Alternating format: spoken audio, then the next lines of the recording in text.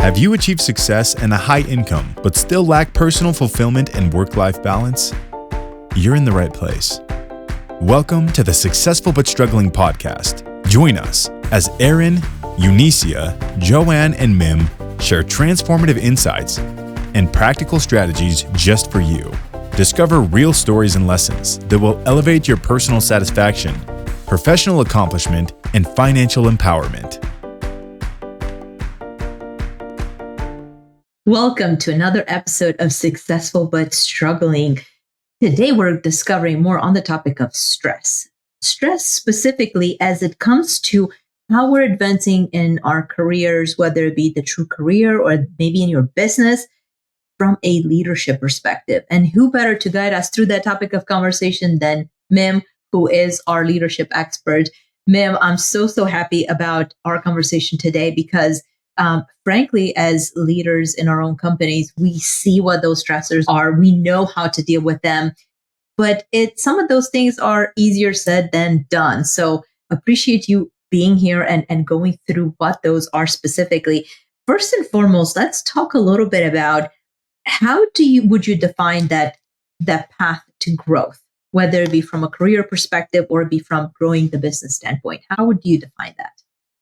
Yes, the path to growth is different depending on a lot of themes, a lot of similarities, but different organizations will name it differently. You'll have different definitions of what that is. And so many corporations, it's you go from manager to director to vice president to senior vice president to executive vice president to president. So there's this clear path, but then there's, of course, with different kinds of organizations, there's different nomenclatures. And so in consulting, you have your managing directors, you have your partners, or I know in medical leadership, you have your medical director, you have your chief medical officer.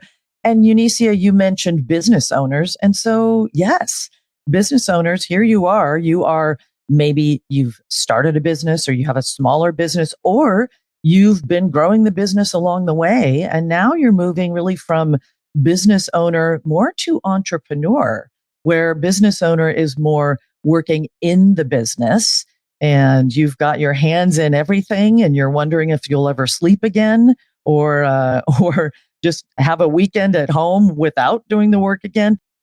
But then to entrepreneur, where you are working less in the business and more on the business. Either way, these are all leadership path, leadership growth journeys. And as you said, you know what you're doing because you've been rising. You're on this rise. And so you're doing so much right. And also there can be traps. There can be hidden traps, no question. 100%. So speaking of traps, when we're talking about the stressors, what would you say are maybe the top stressors that you're seeing the leaders that you've worked with throughout the years experiencing as they continue to scale in whatever their endeavor looks like from a true growth perspective? Well, absolutely. The number one stressor, I would say, is just the pressure. The pressure goes up. The accountability goes up. The buck stops with you, and you are responsible at the end of the day, of the week, of the quarter, of the fiscal year. You're responsible really for the results that you're getting. Whereas before you may have been more really activity focused and responsible for let's execute on the activity. Let's get the tasks done. You're now looking at it's not just about getting tasks done. It's about does it all measure up at the end? And with that pressure comes a lot of scrutiny. People are looking at you. Everyone's looking at you. The higher you go, the more eyeballs are on you. So if you're in corporate life, the more maybe internal eyeballs are on you. And if you are up at those senior levels, then of course the press is starting to look at you and the public is starting to look at you. And if you're in business for yourself and you are growing your company, that's internal and external too. So everyone is really, really basically looking at everything you do. So that's one of the big stresses, is just the pressure and the visibility. And speaking of visibility, one of the issues with visibility is you become less visible because the statistics are atrocious about the amount of time that leaders are pushed into meetings. The Harvard Business Review did a study that showed that CEOs spend 72% of their time in meetings, as opposed to leading the business, as opposed to having some more of that visibility with their teams who need them to be breathing that life into them to keep going. And another study just showed that from managers up to senior leaders, spend more than half of their week, 25 hours a week in meetings. So that is a toughie, is what do we do with the fact that we're trying to lead this business? We're trying to lead people. We're trying to move the needle here. And so much time is spent behind these closed doors, no doubt making important decisions, but it's just a lot of time. It's a lot of time. That number is staggering, by the way, 70%. And it's real. I mean, if we were to think about ourselves as business owners and entrepreneurs, it's the same thing. It's a lot of time gets spent in meetings because they advance the agenda, whatever that agenda looks like. Yeah. But then you still have to deal with everything else that needs to go down and needs to be addressed, which, right back to what you were mentioning, the pressure and the scrutiny. Yeah. And so it's kind of, it feels like it's a never ending cycle. Yeah. What would you say are the impacts? Maybe if we were to look at each one of those key stressors, what are the impacts of business owners, leaders not addressing those specific stressors for themselves, and how do those translate into the organizations? The impacts are great. And that's the thing that we all need to take a step back, and leaders especially need to take a step back and remember, for every cause, there is an effect. And for every action, there is a reaction. And some of those stressors, when we are not considering and we are not being very intentional and very aware, I see leaders do a couple of different things, either holding on too much or holding on too little. And by holding on too much, I mean, if you are on a leadership rise, whether again you're a business owner or you're in a larger organization, for some of us, it's we want to hold on too much. We want to withstand the pressure that we're feeling by just making sure it gets done right. And so I do more than I should be doing in the actual work. That's the place where I was successful. It's probably the place that got you where you are. And so the temptation is to stay there and keep your old habits. And it's added to by the fact that you don't have a lot of time because you've got all this time going to your meetings. And so you think, okay, I don't even have time to delegate this. It will be faster for me to do this thing. And so it's of course ineffective. You cannot scale that. You cannot, that will put the cap on your growth as a leader. There's no question. That will put a cap on your growth as a company if it's your own company. And so it's ineffective. And the other thing is it's a way to turn off your team. It's a way to lose the morale of your team because people aren't getting developed. People aren't being trusted. People aren't being grown. And so that's a big impact that for some leaders, they have to look out for. I'm holding on to too much. And whereas other leaders, Unicia, their reaction is actually the opposite because they know, and here's one of the big transitions for the higher you grow is you have to move on from a tactical focus to a more strategic focus. And so those leaders will say, okay, the job has changed. And of course, change itself is so stressful. And so here we go. The job has changed. And now I need to set the vision. And so they spend their time on setting the vision, maybe they're delegating, but they're not delegating well, as opposed to the other leader who held on and didn't delegate. This leader is not delegating well because then they're so pulled into their meetings and they're focused on the big picture that delegation without the right kind of coaching gets them in trouble. And what I mean by that is ultimately it can impact the work, and it will definitely impact the relationship. If I'm your employee, I like to be trusted. I like that you're delegating something to me, but leaving me to hang out to dry if I'm running into issues, need some support, needing some coaching. That's going to leave me not too excited about working for you. So the impacts are great. I've got to mention one more. I had a client who became someone when she went up to a senior executive level, her organization brought me in to do some coaching with her because she started to fail. She started to flail and fail. And what happened was she became someone who was very difficult to work with. And that had not been evident. Very talented, very smart. It's what got her promoted. And she did well. She did well along the way. And in fact, when she got promoted to that senior level, she was very good to her team.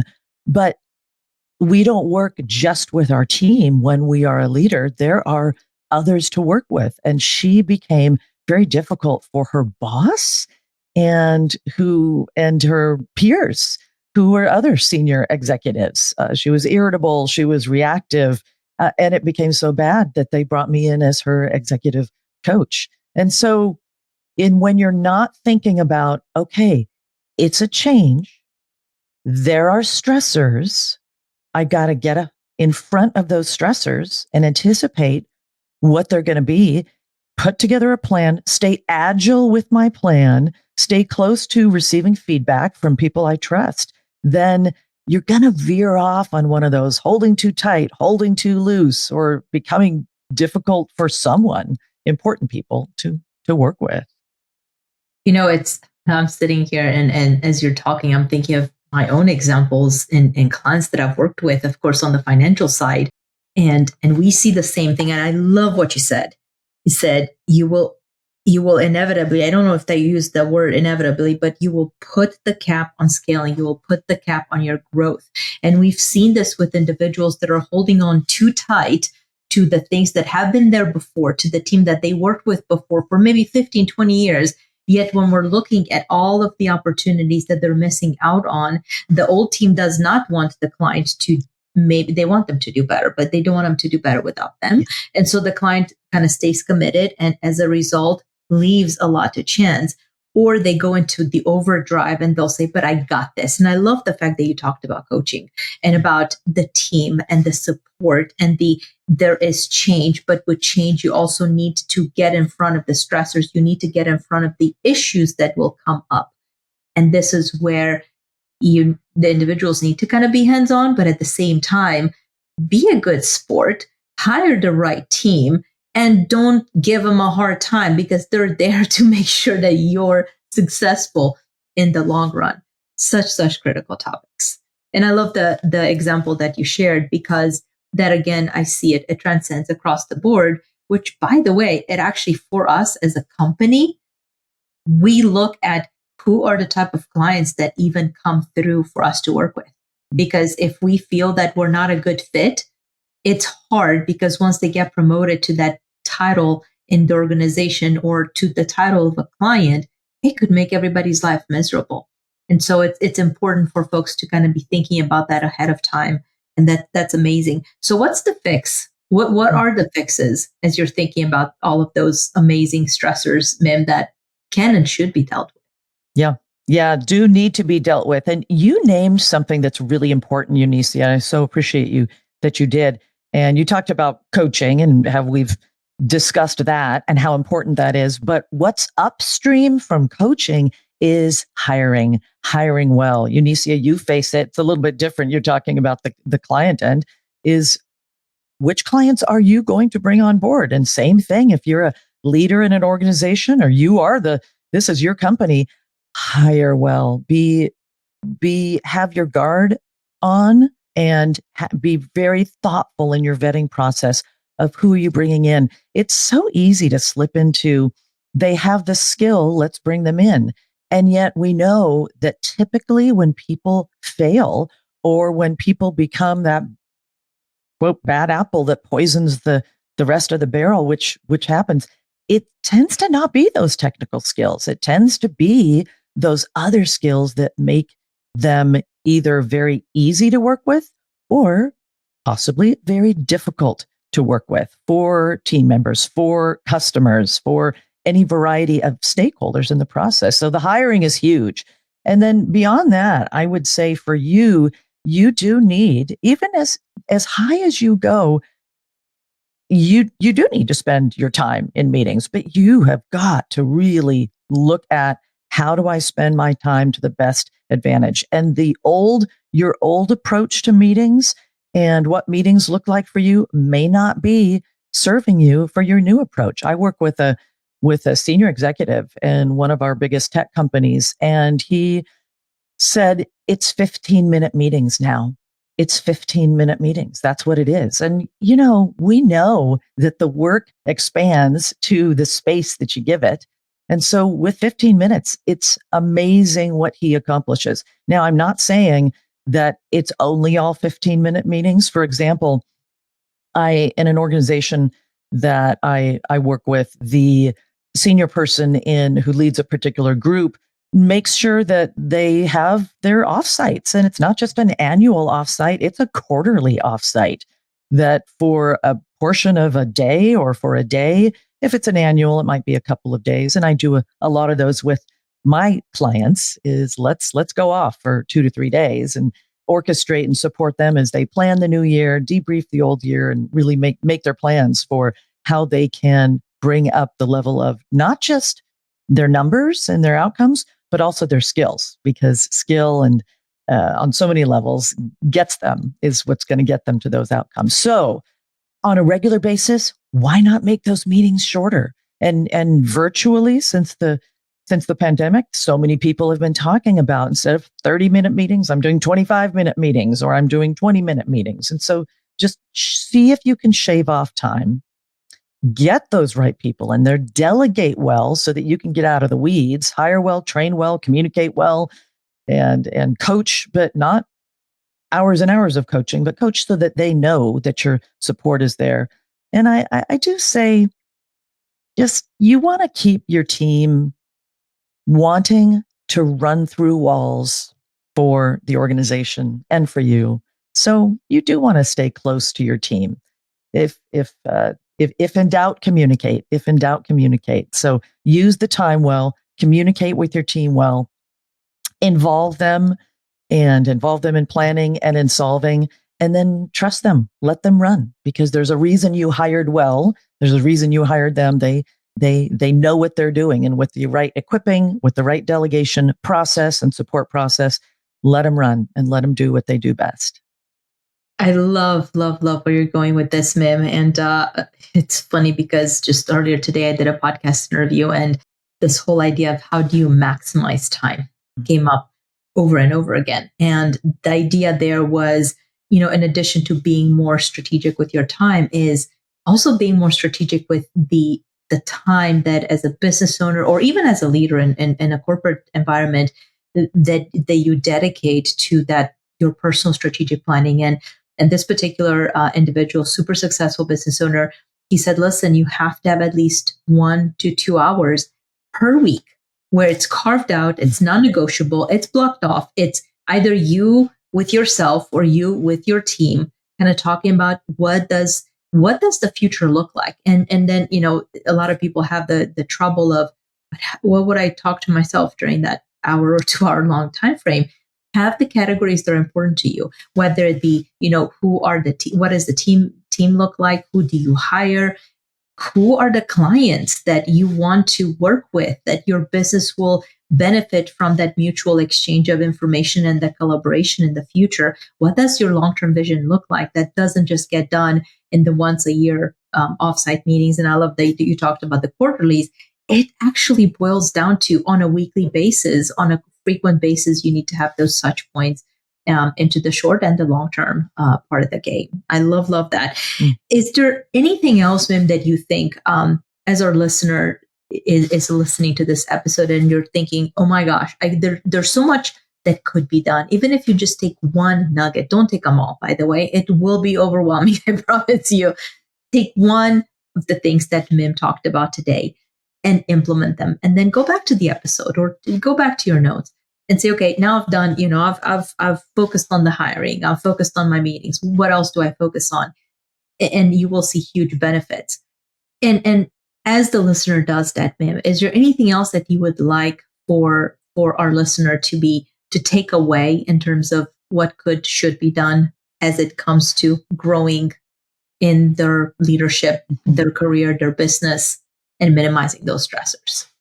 Absolutely. And I like your suggestion about go back, because there were a lot of nuggets and there are a lot of tips involved.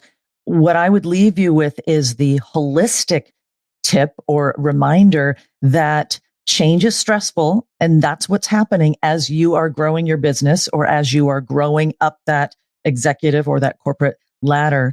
And if you are not keeping aware and you're not keeping your eyes open, if you're not anticipating that this is change, and that means that I will need to change or adapt my approach, not in a knee-jerk way of, oh, I need to do something completely different, in a very thoughtful way of, okay, here is what made me successful up to here. Now, as I move forward, what are the things that I'm going to take with me?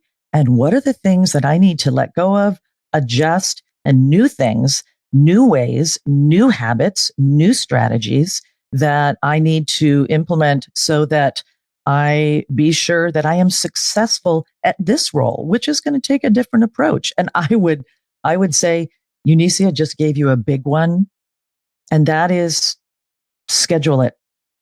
Schedule it.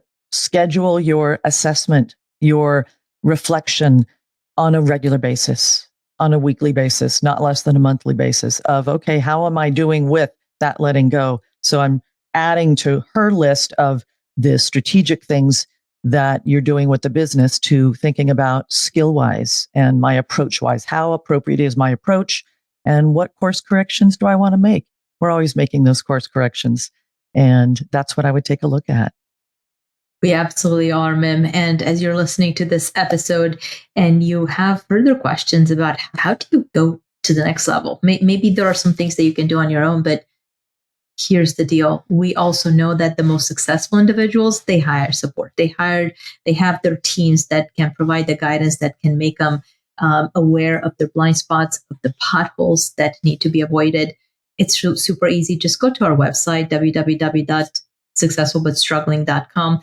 There you'll find information. You'll see all of your trusted podcast hosts on Successful But Struggling. And most importantly, you'll find Mim's information where you can schedule a call to learn more about what could potentially be the next step or the next steps for you and your endeavor. Without further ado, listen and stay tuned for our next episode. Don't miss out on more strategies that will elevate you to new heights. Visit successfulbutstruggling.com now, where you'll discover exclusive resources and the opportunity to connect with each of us individually. There you can dive deeper into how you, too, can take your personal and professional game to the next level. And if you're serious about optimizing your results, take 2 quick steps now. Number 1, connect with us on the website. And number 2, tune in to the next episode.